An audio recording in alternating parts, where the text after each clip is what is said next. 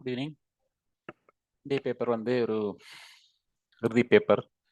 அதுலேயும் இந்த அப்டிடியூட்டுக்கு மிக சுருக்கமாக செய்யக்கூடிய சில வழிமுறைகளை நாங்கள் கொமனாக பார்க்கறதுக்குரியதான் இந்த பேப்பர். முதல் பேப்பராக இருந்தாலும் ஆனால் இது வித்தியாசமான அதை சகல மிக முக்கியமான கேள்விகளை மட்டும் உள்ளடக்கியதாக ஒரு வித்தியாசமான வகையில் தயாரிக்கப்பட்டிருக்கு. இதில் பாருங்க, விடைகள் இப்படி நாங்கள் சுருக்கமாக எழுதி கொள்ளலாம்ன்றத ஒரு விரிவாக தரப்பட்டிருக்கு. இதுக்குரிய ஆதாரம் எல்லாம் இறுதி வரைக்கும் பாருங்க. இறுதியில நீங்க பார்க்கலாம் எப்படி இந்த கேள்விகள் எல்லாம் உருவாக்கப்பட்டிருக்குன்னு சொல்லி. ரைட், முதலாவது கேள்வி பார்த்துருக்கீங்க உங்களோட பேப்பர்ல பாருங்க. ஏபிசிடி மற்றும் எஃப் ஆகியோர் ஓரிடத்தில் அமர்ந்துள்ளனர். ஏ மற்றும் பி ஆகியோர் டெல்லியிலிருந்தும் மற்றவர்கள் சென்னையிலிருந்தும் வந்தவர்கள். டி மற்றும் எஃப் ஆகியோர் உயரமானவர்கள், மற்றவர்கள் குட்டியானவர்கள். ஏசிடி ஆகியோர் பெண்கள், மற்றவர் ஆண்கள் எனின் சென்னையிலிருந்து வந்த உயரமான பெண் யார்? இந்த மாதிரி கேள்வி வரைக்கும் நாங்கள் அந்த டைமில் ஒரு டென்ஷன் ஆகுவோம் இப்படி செய்கிறேன்னு சொல்லி. ஆனால் செய்கிற மெதட்டானங்களுக்கு தேவை, இதுக்கும் பயப்பட தேவையில்லை. நீங்கள் ஒவ்வொன்றையும் நீங்கள் என்ன பண்ண வேண்டியதான். முதலாவது ஏபி மற்றும் ஏபி ஆகியோர் டெல்லியிலிருந்து வந்தவர்கள். இந்த மாதிரி எழுதி கொள்ளுங்க.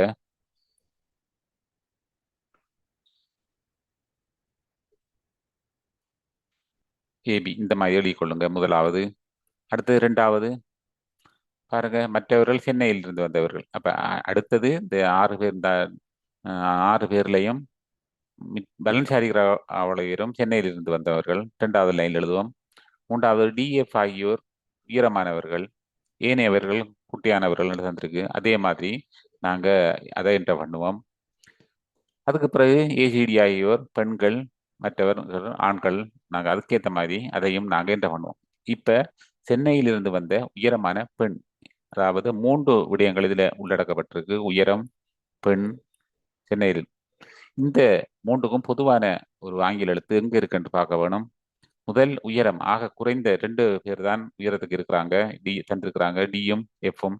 அதை பாருங்க. இந்த டியும் எஃப்ல எந்த எழுத்து இந்த 3லையும் கொமனா இருக்கு? சென்னையிலையும் பெண்கள்லையும் இந்த டி என்ற எழுத்து கொமனா இருக்கு. அதனால ஆன்சர் எங்களுக்கு டி.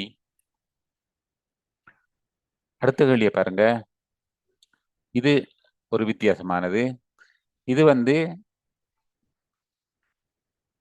பாருங்க, ஏபிசிடிஇஎஃப் ஆகியோர் வட்ட வடிவில் அமர்ந்துள்ளனர். டி மற்றும் சி கிடையே பி அமர்ந்துள்ளார். இ மற்றும் சி கிடையே ஏ அமர்ந்துள்ளார். டிக்கு வலப்பக்கத்தில் எஃப் அமர்ந்துள்ளார். இதை நாங்க எல்லாரும் செய்வீங்க, ஆனா மிக இலகுவாக செய்யக்கூடிய வழிமுறைகள். நாங்க இந்த கிளாஸ்ல பேப்பர் போட்ட உடனேயே எத்தனை பேர் உடனடியாக அந்த மார்க் பண்ணி போட்டிருந்தீங்க. என்னன்னா இது அந்த அளவுக்கு நீங்க தேடி படிச்சிருக்கிறீங்க. இந்த மற்ற புத்தகங்களை எல்லாம் நீங்க தேடி தேடி படிச்சிருக்கிறீங்க. விளங்கி எனக்கு அதுல இருந்து கட்டிக்காரர்கள் எல்லாரும் பாஸ் பண்ணீங்கன்ற நிலையில நான் நினைக்கிறேன். வாழ்த்துக்கள். என்னடா நீங்க போட்ட கேள்விகள் ஆன்சர்கள் அப்படி இருந்தது. கிட்டத்தட்ட 100க்கு 100% சரியா எழுதின உத்தியோகத்தர் நபர்களும் அதில் இருந்தீங்க. சந்தேகப்படுறேன். பாருங்க, இப்படி ஒன்று வந்துட்டு சொன்னா நாங்க முதலாவதா என்ன செய்ய வேணும்? ஃபர்ஸ்ட் ஸ்டெப், இந்த மாதிரி ஒரு வட்டம் போட்டுக்கொள்ளுங்க. இந்த வட்ட வடிவில் ஏமாந்துருக்குறாங்க. இந்த மாதிரி ஒரு வட்டம் போட்டுக்கொள்ளுங்க. ஆளாள பார்த்துருக்கிற மாதிரி 6 பேர் தந்துருக்குறாங்க. ஏபிசிடி இஎஃப்னு சொல்லி 6 பேருக்கும் 6 கோடு போட்டுக்கொள்ளுங்க. இரண்டாவதா நாங்கள் எழுத போறோம் என்ன? டி மற்றும் சி கிடையில் பி அமர்ந்துள்ளார். அதையும் விட்டுட்டு அடுத்தது ஏ எஃப், அடுத்தது சிக்கு எதிரே அமர்ந்துள்ளவர் யார்? ஏக்கு வலதுபுறம் அமர்ந்துள்ளவர் யார்? இக்கு இடப்புறம் அமர்ந்துள்ளவர் யார்? இது கேள்விகள். நாங்க அவங்க தந்திருக்கிற தரவுகளை முதல் என்ன பண்ணுவோம்? டி மற்றும் சி கிடையில் பி அமர்ந்துள்ளார். இ சி கிடையில் ஏ அமர்ந்துள்ளார். இது 3 பேரோட சம்பந்தப்பட்டதால நாங்க இங்க 2 பேர் இருக்கான்னு பார்ப்போம். இதுல பாருங்க 2 பேர் இருக்கு. டிக்கு வலப்பக்கத்தில் எஃப் அமர்ந்துள்ளார். அப்ப நாங்க டியையும் எஃப்ஐயும் நாங்க முதல் என்ன பண்ணுவோம்? இந்த வட்டத்துல வலப்பக்கம் இடது பக்கம் நாம ஏற்கனவே தீர்மானிச்சு கொள்ளணும். இது வடப்பக்கம், இது வலப்பக்கம், இது இடப்பக்கம் நாங்களே எங்கட பார்வைக்கு தீர்மானிச்சுட்டு அதுக்கேற்ற மாதிரி நாங்க என்ன பண்ணிட்டு வந்தோம்டா சரி. இப்போ டிஏ என்டர் பண்ணிட்டு அவருக்கு வலப்பக்கத்தில் இப்போ நாங்கள் என்டர் பண்ணுறோம். இது ரெண்டாவது ஸ்டெப். அதுக்கு பிறகு நாங்கள் அவங்க சொன்னதை எல்லாம் என்டர் பண்ணிட்டு வரோம். இப்படி மூன்றாவது ஸ்டெப்பாக பாருங்க.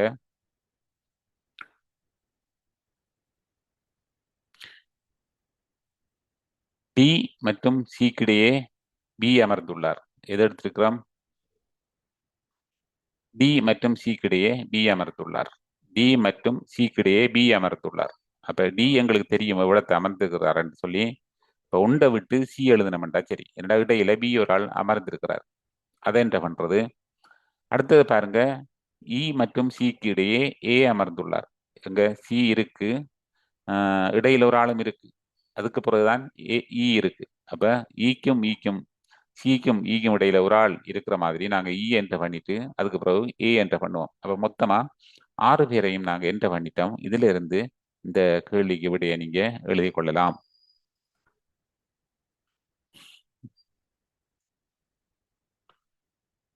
அதன்படி இதை நீங்க என்டர் பண்ணி கொள்ளலாம். அடுத்தது பாருங்க, இது எதிரெதிரி. நாங்க வட்டமா இருந்ததான் நாங்க அதுல பார்த்திருக்கோம். இது எதிரெதிரி. நேர்கோட்டுல எதிரெதிரி இருக்கிற மாதிரி ஒரு கேள்விதான் இது.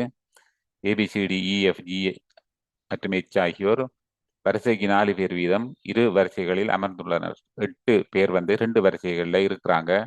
அதுக்கு நாங்க இந்த மாதிரி போட்டுக்கொள்வோம். இந்த மாதிரி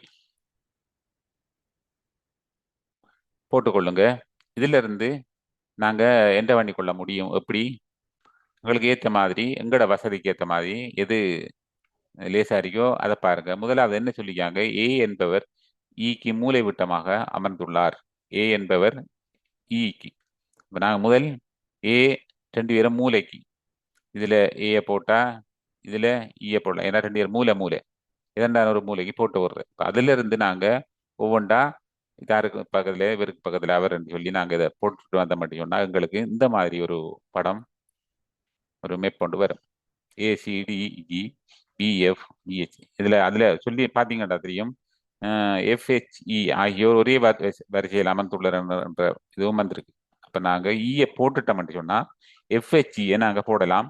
மிச்சமாயிருக்கிற ஒரு ஆள் வந்து பி வந்து அந்த பிய எஃப்க்கு பக்கத்துல அமைந்திருக்கிறார் என்று ஒரே இடத்துல தரப்பட்டிருக்கு. அப்ப ஒரு வரியில 4 பேர் சொன்னா கடைசியா பி வந்து எஃப்க்கு பக்கத்துல வரணும். ரைட். இப்ப என்ன, இதுல இருந்து அந்த மற்ற மற்ற இதுகளை எந்த பண்ணி வந்தீங்கன்னா இந்த ஓர்டர் வரும். இதன்படி நீங்க மார்க் பண்ணலாம் விடைய.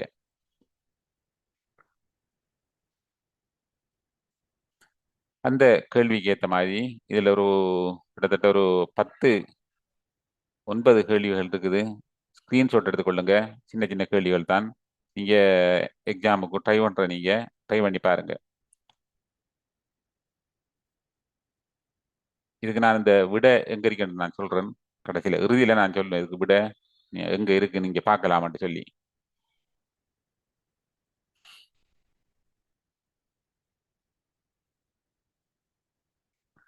அடுத்தது உங்களுக்கும் இந்த வயது கணக்குகள் வரையக்க நீங்க பாவிக்க வேண்டிய ஒரு சில விடயங்கள் இதுல சிறப்பட்டிருக்கு. என்னடா என்னத்த வயது கணக்குகள் வந்தா நீங்க யோசிக்காம சிம்பிளாக எழுதக்கூடிய மாதிரி. இதுல வந்து பாருங்க, ஏயின் வயது பியின் வயதின் 2 மடங்கு எனில் ஏயின் வயது என்று தரேக்க, பியின் வயது எக்ஸ் என்று சொன்னா ஏயின் வயது 2x நாங்கள் எடுக்க வேண்டியது. இந்த மாதிரி எக்ஸை இதுல நாங்க யூஸ் பண்றது, எக்ஸ் பைய யூஸ் பண்றது. அதே மாதிரி ஏயின் வயது பியின் வயதை விட 2 மடங்கு அதிகம் எனில் ஏயின் வயது. அப்ப பியின் வயதை விட 2 மடங்கு அதிகம் சொன்னா ஏ பிளஸ் 2x. இந்த சமன்பாடுகளை நீங்க யூஸ் பண்ணீங்கன்னா இப்படியான கேள்விகளுக்கு ஈஸியா நாங்கள் ஆன்சர் எழுதலாம். பாருங்க, ஸ்கிரீன்ஷாட் எடுத்துக்கொள்ளுங்க.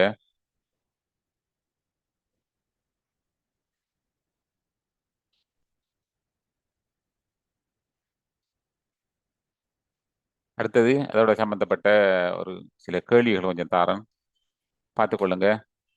ஸ்கிரீன்ஷாட் எடுத்துக்கொள்ளுங்க. இதுக்குரிய ஆன்சரும் நான் எங்க இருக்கேன்னு சொல்லி இருக்கேன்னா நீங்க தேடணும், தேடி எடுக்கணும். அந்த மெதட்டை நான் சொல்லித்தரேன்.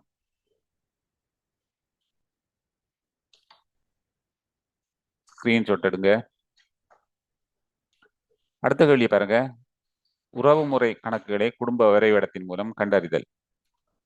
கிட்டத்தட்ட தாய் தந்தை தகப்பன் மகன் அந்த மாதிரி எல்லாம் கேள்விகள் வரும், எங்களை குழப்புற மாதிரி. அதை காண்றதுக்கு தான் நாங்க ஒரு சில மெத்தட் அந்த தாரோம்.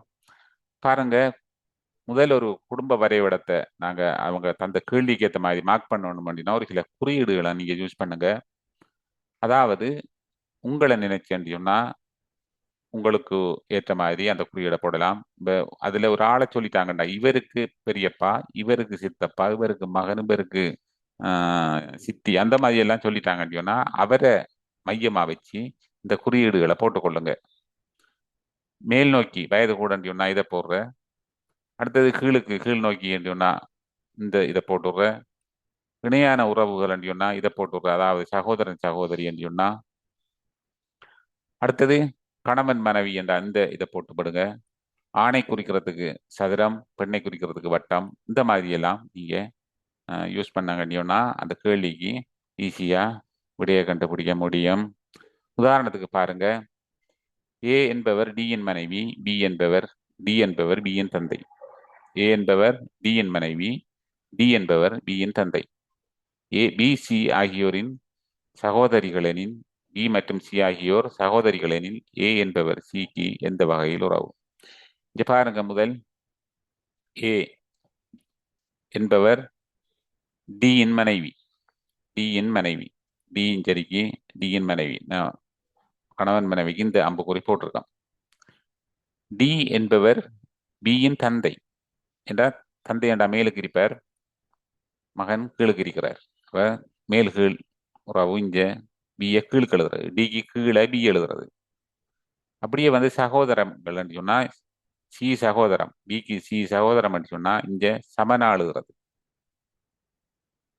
இப்ப பாருங்க எங்க இருக்கு சிக்கு எவ்வகையில் உறவு? சகோதரம் என்று சொன்னா ஏ என்பவர் சியின் தாயாக இருப்பார் என்ற சகோதரம். இவருக்கு சகோதரம் என்றா இது, ஆனா இவர் மகன், அப்ப சி வந்து சகோதரமா இருப்பார், தாயா இருப்பார். பிக்கு சகோதரம், ஏ என்பவர் சியின் தாய். இந்த மாதிரி ஈஸியாக நீங்க கண்டுபிடிக்கலாம். அப்ப கேள்வி என்ன? ஏ என்பவர் சியின் தாய், தாய். இந்த மாதிரி தானது. அடுத்தது ஒரு சின்னதா ஒரு கேள்வி பாருங்க. ஒரு பெண் ஒரு சிறுவனை காண்பித்து இவன் என்னுடைய தாத்தாவின் ஒரே மகன் ஆவார் என கூறினால் எனில் அந்த பெண் அச்சிறுவனுக்கு எந்த வகையில் உறவு? இந்த பெண்ணுக்கு வந்து தாத்தான்னு சொன்னா இடையில ஒரு ஆள் இருக்கார், ஒன்று அம்மாவா இருக்கலாம், அப்பாவா இருக்கலாம், அவருக்கு மேலதான் தாத்தா இருக்கிறார். ஆனா அவ சொல்றா தாத்தாவின் மகனின் மகன், அப்ப இடையில ஒரு அப்பா இருக்கிறார், அது பெரியப்பாவா அப்படி ஒரு ஆளா இருக்கலாம். அவருக்கு மகன் சொன்னா பெண்ணுக்கு சமனா இருக்கிறான். பெண்ணுக்கு சமனா சிறுவன் சகோதரி, அந்த சிறுவனுக்கு அந்த பெண் சகோதரி. அதே மாதிரி இது திசைகள். எங்களுக்கு முதன்மை திசைகள் 4 திசைகள். அடுத்தது துணை திசைகள் வடமேற்கு, வடகிழக்கு, வடமேற்கு, தென்கிழக்கு, தென்மேற்கு. நீங்க கேள்விகள் வரையக்க இந்த ஓர்டர்ல எழுதி பாருங்க. இதுதான் இந்த திசைகள் எழுதுறதுக்குரிய ஒரு மெத்தட். அதே மாதிரி இந்த திசைகள் கணக்குகள் வந்தா உங்களுக்கும் ஒரு 2-3 கணக்கு இதில் தந்திருக்கிறேன், பாருங்க, செக் பண்ணி பாருங்க.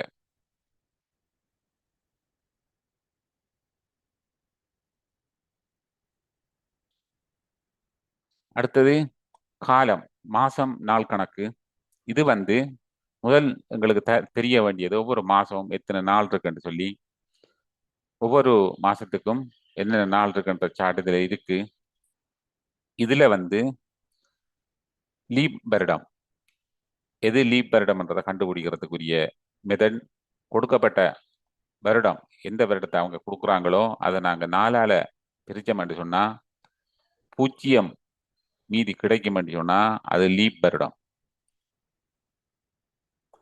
அடுத்தது கொடுக்கப்பட்ட ஆண்டு நூற்றாண்டாக இருந்தால் 1200, 2000 ரெண்டு அவங்க தந்தாங்கன்னு சொன்னா அதை 4ஆல வகுக்கும் போது கிடைக்கும் மீதி 0 எனில் அது லீப் வருடம்.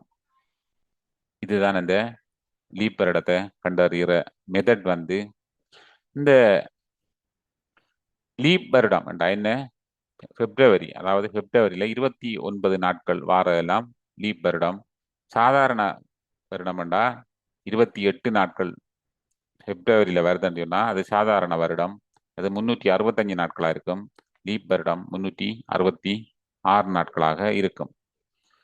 அடுத்தது, ஒவ்வொரு நாங்க ஒரு கிழமையில சொன்னாங்கன்னு சொன்னா, ஏதாவது ஒரு கிழமை என்ன நாள் என்று கேட்டாங்கன்னு சொன்னா, ஏதாவது ஒரு நாளை காட்டி என்ன கிழமை என்று கேட்டாங்கன்னா, அதாவது எந்த ஒரு கிழமையும் 7 மடங்குகளாக அமையும் நாட்களுக்கு அடுத்த வரும் நாளானது அதே கிழமையாக இருக்கும். இப்போ உதாரணமாக 7 மடங்கு நம்ம 7ஐயே எடுத்துக்கிட்டோம் என்று சொன்னா, இன்றைக்கு சனிக்கிழமை என்று சொன்னா இதுல 7 மடங்கு 7வது நாள் அடுத்த சனிக்கிழமையாக இருக்கும். ஞாயிறு, திங்கள், செவ்வாய், புதன், வியாழன், வெள்ளி, சனி, 7வது நாள் சனிக்கிழமையாக இருக்கும். அதான் அந்த 7 மடங்கு என்று சொல்றது. அடுத்தது பாருங்க, மட்டுகன். மட்டுகன் வந்து ஒவ்வொரு ஒவ்வொரு கிழமைக்கும் ஒவ்வொரு இலக்கம். பூச்சிய ஞாயிறுக்கு 0, 1 திங்கள், 2 செவ்வாய், 3 புதன், 4 வியாழன், 5 வெள்ளி, 6 சனி. இதுதான் இந்த மட்டுகன்கள். இந்த இதை என்னத்துக்கு யூஸ் பண்றேன்னு நான் சொல்லித்தரேன். இதுல வந்து ஒரு கணக்கு எக்ஸாம்பிள் பாருங்க. 2018ஆம் ஆண்டு ஜூன் மாதம் 15ஆம் தேதி வெள்ளிக்கிழமை எனில் அதே ஆண்டு ஜூலை மாதம் 23ஆம் தேதி எந்த கிழமையில் வரும்? 2018ஆம் ஆண்டு ஜூன் மாதம் 15ஆம் தேதி வெள்ளிக்கிழமை எனில் அதே ஆண்டு ஜூலை 23 எந்த திகதியில் வரும்? முதல் ஜூன் மாதம் 15ஆம் தேதி வெள்ளிக்கிழமை தந்திருக்கிறாங்க. ரெண்டாவது கேட்டிருக்காங்க 23ஆம் தேதி ஜூலை 23 என்ன நாளான்னு சொல்லி. இப்ப நாங்க அதுக்கு பார்க்கறதுக்கு முதல் ஜூன் மாதம் 15ஆம் தேதி முதல் ஜூலை மாதம் 23ஆம் தேதி வரை உள்ள நாட்களை பார்க்கணும். எத்தனை நாள் இருக்குன்னு சொல்லி. ஜூன்ல மீதமா இருக்கிறது 15 நாள். என்ன 30 நாள் ஜூன்ல இருக்கு. அதுல 15 போனா 15 நாள். ஜூலைல 23. அப்ப மொத்தம் 38 நாட்கள். இந்த 38 நாட்களோட அவங்க தந்த வெள்ளிக்கிழமைக்குரிய மட்டு எண்ணை பார்க்கணும். வெள்ளிக்கிழமைக்குரிய எண் வந்து 5.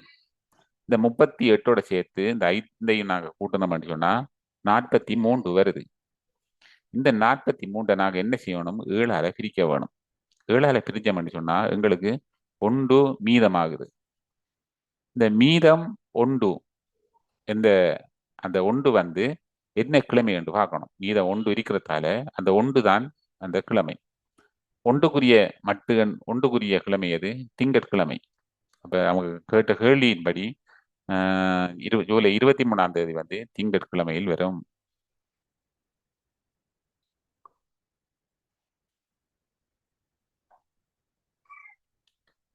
இன்று இந்த முதல் வாரம்ன்றதை கட் பண்ணுங்க, இது வராது.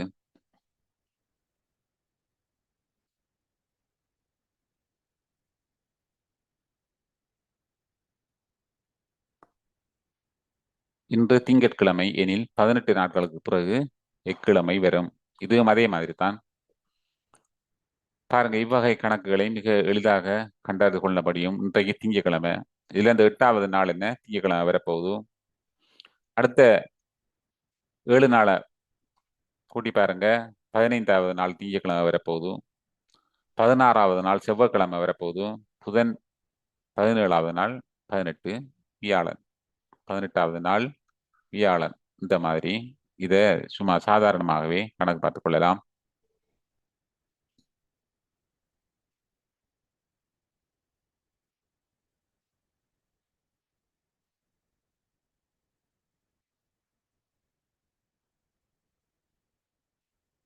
ரைட்.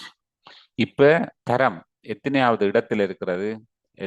எத்தனையாவது எந்த எத்தனை பேருக்கு பக்கத்துல இருக்காங்க, எத்தனை பேருக்கு அடுத்ததா இருக்காங்கன்ற மாதிரி ஒரு கேள்விகள் வந்தால் அதுக்கு அப்படி பார்க்கறது. ஒரு வரிசையில் பாருங்க, ஒரு வரிசையில் தானி இடமிருந்து 5வது இடத்திலும் வலமிருந்து 22வது இடத்திலும் இருக்கிறார். ஒரு வரியில வரிசையில் ஆக்கள் இருக்கிறாங்க.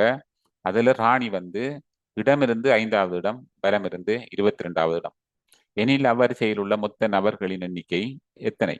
அப்ப எங்களுக்கு எத்தனை நபர்கள் என்று கேட்டிருக்கிறாங்க. இவ நிக்கிற இடத்தையும் சொல்லி இருக்கிறாங்க. இதுக்கு வந்து மொத்த நபர்கள் எண்ணிக்கை, இந்த வாய்ப்பாடை நாங்க யூஸ் பண்ணணும். மூன்று வாய்ப்பாடு இருக்கி அதுல மேல இருக்கிறத எங்களுக்கு மொத்த எண்ணிக்கை தானே கேட்டுப்படுது. அதுல என்ன செய்யணும், இடமிருந்து எத்தனை பேர் இருக்காங்க, அல்லது பலம் இருந்து, அல்லது மேலிருந்து கீழிருந்து எத்தனை பேர் இருக்காங்க, அதுல இருந்து ஆஹ், இடமிருந்து இருக்கிறார்களையும் கூட்டி பிளஸ் பலமிருந்து இருக்கிறார்களையும் கூட்டி ஒன்றை கழிச்சோம்னு சொன்னா எங்களுக்கு அந்த விட வருது. இது மேலிருந்து கீழாக இருக்கலாம், கீழிருந்து மேலாக இருக்கலாம். அப்ப நாங்க இவங்க இடமிருந்து பலம் என்று சொல்றதால ஒன்று இடமிருந்து இருக்கிற தரத்தையும் பலமிருந்து இருக்கிற தரத்தையும் நாங்க கூட்டுவோம், கூட்டிட்டு ஒன்றை கழிப்போம். பாருங்க, இடமிருந்து பலம், இடமிருந்து உள்ள தரம் 5, பலமிருந்து உள்ள தரம் 22, ரெண்டையும் கூட்டுவோம் 27, ஒன்றை கழிப்போம் 26. அப்ப 26வது இடத்துல 26 பேர் அங்க இருக்கிறாங்க. அப்ப மொத்த நபர்களின் எண்ணிக்கை 26. அதே மாதிரி 50 பேர் கொண்ட ஒரு வகுப்பில் ஆதித்யா மேலிருந்து கீழாக ரெண்டாவது ரேங்க் எடுக்கிறார். அவர் அதே வகுப்பில் கீழிருந்து மேலாக எந்த ரேங்க் எடுப்பார்? பாருங்க, 50 பேர்ல ரெண்டாவதா இருக்கிறார். இதுக்கு நாங்க என்ன பார்க்க வேணும்? தரம். இது எந்த இதுல இருக்கு? ஒரு நபரின் ஏதேனும் புறமிருந்து உள்ள தரம் பார்க்கணும்னா மொத்த எண்ணிக்கையிலிருந்து மற்ற பக்கத்தில் இருக்கிற தொகையை கழிச்சிட்டு ஒன்றை கூட்டணும்டா சரி. நாங்க அப்ப மொத்த எண்ணிக்கை 50, அவங்க தந்த மற்ற இது ரேங்க் வந்து 2, கழிச்சோம்டா 48, ஒன்றை கூட்டணும்டா 49. 49வது ரேங்கில் மற்ற சைட்டில இருந்து, அதாவது கீழிருந்து மேலாக இருப்பார்.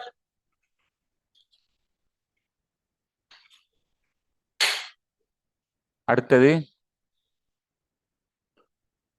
40 பேர் கொண்ட ஒரு வரிசையில் சசிகலா இடமிருந்து பலமாக 21வது இடத்திலும் மணிமொழி பலமிருந்து இடமாக 14வது இடத்திலும் அமர்ந்துள்ளனர் எனில் அவ்விருவருக்கும் இடையே அமர்ந்திருக்கும் நபர்களின் எண்ணிக்கை எவ்வளவு? 40 பேர் கொண்ட ஒரு வரிசையில் சசிகலா இடமிருந்து பலமாக 21வது இடத்திலும் பலமிருந்து இடமாக 14வது இடத்திலும் அமர்ந்துள்ளனர் எனில் அவ்விருவருக்கும் இடையே அமர்ந்திருக்கும் நபர்களின் எண்ணிக்கை யாது? அப்ப நபர்களின் எண்ணிக்கை, இருவருக்கும் இடையே உள்ள நபர்களின் எண்ணிக்கை எங்களுக்கு வாய்ப்பாடு தெரியும். மொத்த எண்ணிக்கையிலிருந்து இடமிருந்து உள்ள தரம் பலமிருந்து உள்ள தரத்தை கூட்டி மொத்த எண்ணிக்கையில இருந்து கழிச்சிட்டோம் சொன்னா எங்களுக்கு ஆன்சர் வரும். அதே மாதிரி மொத்த எண்ணிக்கை அவங்க தந்திருக்கிறாங்க 4, மற்றது இடமிருந்து பலமாக 21, பலமிருந்து இடமாக 14, ரெண்டையும் கூட்டி கழிச்சோம்டா 5 விடை வருது. அப்ப இருவருக்கும் இடைப்பட்ட நபர்களின் எண்ணிக்கை வந்து 5 பேர் 2 பேருக்கும் இடையில இருக்கிறாங்க. அடுத்தது பகடை, தாயக்கட்டை. இந்த தாயக்கட்டையில 2 விதமான விடயங்கள் இருக்கு. ஒன்று திட்ட தாயக்கட்டை, அடுத்தது சாதாரண தாயக்கட்டை. இந்த தாயக்கட்டை, திட்ட தாயக்கட்டையில பக்கங்கள் 2 நேரெதிர் பக்கங்களை கூட்டினா 7 வரும். இது திட்ட பகடை. இதுல இருந்து கேள்விகள் எங்களுக்கு வார குறைவு. 90 விதமான கேள்விகள் இதுல இருந்து வரமாட்டாது. எங்களுக்கு வாரது சாதாரண பகடை. இது வந்து அப்படி கூட்டுதலாக இருக்காது. இது அந்த ஒவ்வொரு தாயக்கட்டையும் வித்தியாசமான நம்பர்ஸ்கள் அதுல போட்டிருப்பாங்க. பாப்பம் இதுக்கு காண்ற மெதட்டுகள். இதுல பாத்தீங்கன்னா 2 தாயக்கட்டை வந்திருக்கு. இந்த தாயக்கட்டையில 4 என்ற எண் பொதுவாக உள்ளது. எனவே அவ்விரு நிலைகளிலும் உள்ள எண்கள் பொது உறுப்பிலிருந்து கடிகார திசையில் மேற்கண்டவாறு எதிரே அமையும். அதாவது இந்த திசையில இந்த மாதிரி இருக்குதுன்னு சொன்னா பொதுவாக 4 இலக்கம் எங்களுக்கு தெரியுது. இந்த ஒரு பக்கத்துல 4 இருக்கிறது பொதுவாக தெரியுது. இதை நாங்க பார்க்கணும் எந்தெந்த பக்கத்துல என்னென்ன நம்பர்ஸ்கள் இருக்குன்னு சொல்லி. இந்த மாதிரி இருக்குன்னு சொன்னா முதலாவது இந்த சைட்டுக்கு வாங்க 4, 5, 6. அடுத்தது இந்த சைட்டுக்கு வாங்க 4, 2, 3. இதை எப்படி எழுதுவேன் நாங்க? இந்த அறிக்கை இந்த 4, 5, 6 இந்த சைட் பார்க்க 4, 5, 6. அதே மாதிரி இந்த சைட்டை பாருங்க 4, 2, 3, 4, 2, 3. அப்ப இது ரெண்டும் நேரெதிர் இருக்க போறாங்க. இது பொது உறுப்பு. எங்களுக்கு 5 2 தெரியும், நேரெதிர் இருக்காங்க. 6 3 நேரெதிர் இருக்காங்க. எங்களுக்கு தெரியாம இருக்கிறது 1, முதலாம் இலக்கம் இல்லை. அப்ப இங்க 4க்கு 4 இருக்கிறதால இந்த 4க்கு எதிர இருக்க வேண்டியது முதலாம் இலக்கம். அப்ப 4க்கு எதிர உறுப்பு வந்து முதலாவது. ரைட். அடுத்தது இந்த மாதிரி இந்த மாதிரி வருது. இதுல 2 இலக்கம் இருக்கு. இந்த 2 இலக்கம் இருக்கன்னு சொன்னா, பொதுவாக 2 இலக்கம் இருக்கன்னு சொன்னா மீதி உள்ள பக்கங்கள் ஒன்றுக்கொண்டு எதிராக இருக்கும். பாருங்க, மேற்கண்ட பகடையில் இரு நிலைகளிலும் 1 3 எண்கள் பொதுவாக உள்ளன. எனவே மீதி உள்ள பக்கங்கள் 2 6 இருக்கு. இது ஒன்றுக்கொண்டு எதிராக இருக்கும். 2 மாறும், ஒன்றுக்கொண்டு எதிராக இருக்கும். அடுத்த விதி மூன்றாவதை பாருங்க. இந்த இதுல ஒரே பக்கம் இருக்கும். அதாவது 5 சொன்னா 5ஆம் இலக்கம் பொதுவா இருக்கும், அதுவும் மேலுக்கு இருக்கும். இந்த மாதிரி தாயங்கள் வந்துக்கும் என்று சொன்னா எங்களுக்கு இந்த மேற்கண்ட 5 எண் பொதுவாகவும் ஒரே புறமாகவும், அதாவது மேலுக்கே இருக்கிறதால அந்த உறுப்பை தவிர பிற பக்கங்கள் காணப்படும் எண்கள் அதனை ஒத்த பக்கங்களில் காணப்படும் எண்களுக்கு எதிராக அமையும். இப்ப 3 4 ஒன்றுக்கொன்று எதிராக அமையும். ஏனென்றா இதுல 3 இருக்கு, இதுல 4 இருக்கு. அதே மாதிரி இதுல 2 இருக்கு. இந்த மறைக்கப்பட்ட இந்த இதுல 2 மொண்டும் இருக்குது. 2 மொண்டும் எதிரெதிராக அமையும். அப்ப எங்களுக்கு இவ்விரு நிலைகளிலும் வராம இருக்கிறது வந்து 6ஆம் இலக்கம் வரல. இது வந்து 5க்கு எதிரான இலக்கமாக இருக்கும்.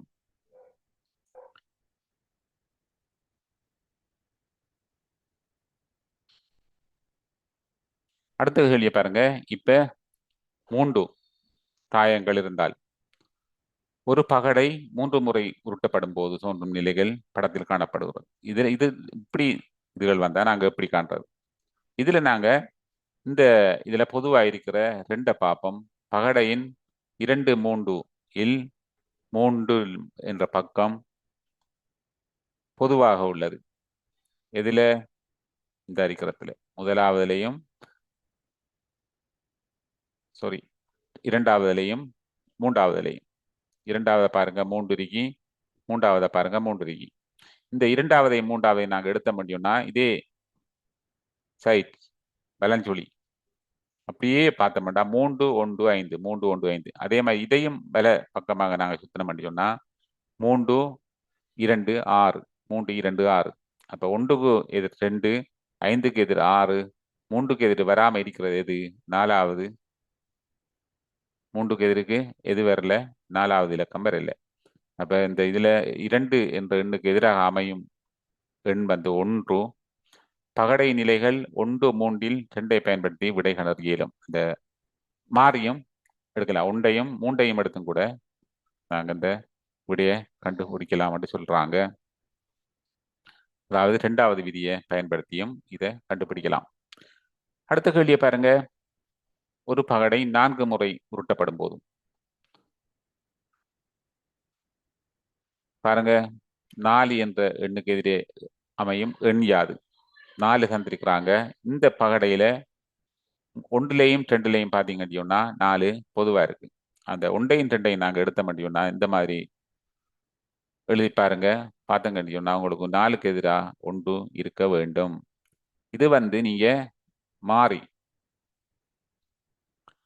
மேற்கண்ட பகடை நிலைகள் 2 3க்கும் கூட இந்த 5 6 ஆகிய எண்கள் பொதுவாக உள்ளன. எனவே மீதி உள்ள பக்கங்களான 4 1 1 கொண்டு எதிராகவே அமையும். எனவே 4 என்ற எண்ணுக்கு எதிராக அமையும் எண் வந்து 1.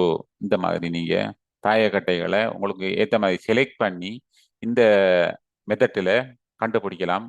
ஒன்றுக்கு எதிராக என்ன இலக்கம் இருக்குன்னு சொல்லி, ஏதாவது ஒரு பக்கத்துக்கு எதிராக என்ன இலக்கம் இருக்குன்னு சொல்லி. இதான் சிம்பிள் மெத்தட் தானது. ஆனால் அதை நாங்கள் பெருசாக யோசிக்கிறதாலாம் கொஞ்சம் சிக்கிறது. பாருங்க, ஒரு 10 கணக்குகள் நான் தந்திருக்கிறேன். இந்த இதை ஸ்கிரீன்ஷாட் எடுத்துக்கொள்ளுங்க, செஞ்சு பாருங்க. இந்த இது நீங்க பாத்தீங்கன்னா தெரியும், புத்தகத்துல இருந்து எடுத்திருக்கீங்க. நாங்க மிக இலகுவாக நாளைக்கு நீங்க எக்ஸாம் எழுத போறீங்க. அதனால உடனடியாக உங்களுக்கு மிக முக்கியமான விடயங்களை சொல்ல வேணும். இதுல ஒரு சிலர் வந்து அந்த